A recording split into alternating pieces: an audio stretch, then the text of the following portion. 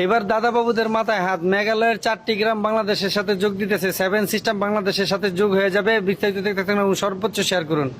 বাংলাদেশ ও ভারতের মধ্যকার সীমান্তের দৈর্ঘ্য 4000 কিলোমিটারের বেশি। এর মধ্যে প্রায় 450 কিলোমিটার বিস্তৃত সীমান্ত রয়েছে মেঘালয়ের সঙ্গে। তাই বাংলাদেশের রাজনীতির আঁচে মাঝে মধ্যে অশান্ত হয় সেভেন সিস্টার্সের এই সদস্য। এবার সীমান্ত লগোয়া অঞ্চলগুলোয় রাত্রিকালীন কারফিউ জারি করেছে মেঘালয়, যা বহাল থাকবে আগামী 2 মাস। আন্তর্জাতিক সীমান্ত থেকে শূন্যরেখা বরাবর 1 কিলোমিটারের মধ্যে কার্যকর থাকবে। সম্প্রতি শিলং টাইমস ও উখরুল টাইমস সহ বেশ কয়েকটি স্থানীয় গণমাধ্যমে উঠে এসেছে এই তথ্য।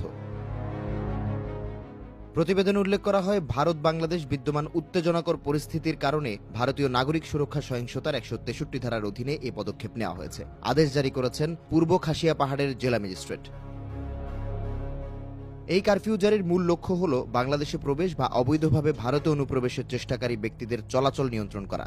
একই সঙ্গে যে কোনো ধরনের অনুমোদনহীন মিছিল অথবা 5 বা ততোধিক ব্যক্তির বেআইনি সমাবেশ নিষিদ্ধ করা হয়েছে। নিষিদ্ধের তালিকায় আরও রয়েছে লাঠি, রড ও পাথরের মতো অস্ত্র হিসেবে ব্যবহারযোগ্য জিনিসপত্র।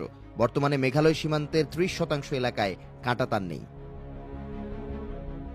রাজ্য হিসেবে মেঘালয়ের জন্ম বাংলাদেশ অভ্যুদয়ের 1 মাস পরে। আসামের খাসিয়া, জয়ন্তিয়া ও গারোদের পাহাড়ি অঞ্চল কেটে মেঘালয় গড়ে উঠেছিল। আয়তনের হিসেবে এটা ভারতের 24তম রাজ্য।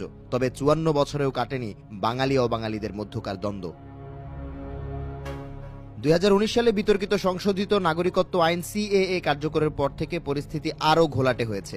বাংলাভাষী হলেই মেঘালয়ে যে কাউকে বাংলাদেশি সন্দেহ করা এখন বেশ সাধারণ ব্যাপার। হয়রানির পাশাপাশি নির্যাতন, এমনকি মব সংস্কৃতিতে অতিষ্ঠ হয়ে 2022 সালে বাংলাদেশের সাথে একীভূত হবার আবেদন করে মেঘালয়ের 4টি গ্রাম। সে সময় খবরটি সারা জাগালে স্থানীয় বাঙালিদের উপর দমন পীড়নের মাত্রা আরও বাড়ে। 2024 সালে বাংলাদেশের ক্ষমতার পট পরিবর্তনের পর সীমান্তের ওপারে পরিস্থিতি উত্তপ্ত। মেঘালয়ের বাঙালিদের মধ্যে দানা বাঁধছে বিপ্লবের আকাঙ্ক্ষা। ফলে গেল 15 মাসে বেশ কয়েকবার জারি করা হয়েছে রাত্রি